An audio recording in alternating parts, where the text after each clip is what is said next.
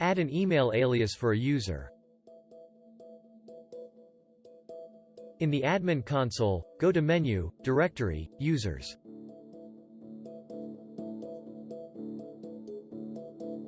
To open the user settings page, click a user's name.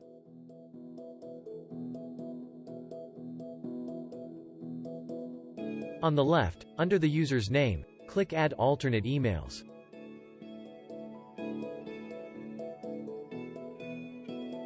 Click Alternate Email and enter a name for the alias, the part of the address before the @ sign.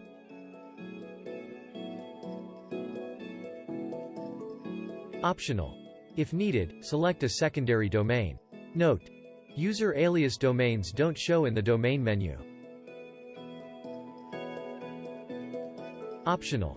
If you want to add more email aliases for the user, repeat steps 5 and 6. Click Save.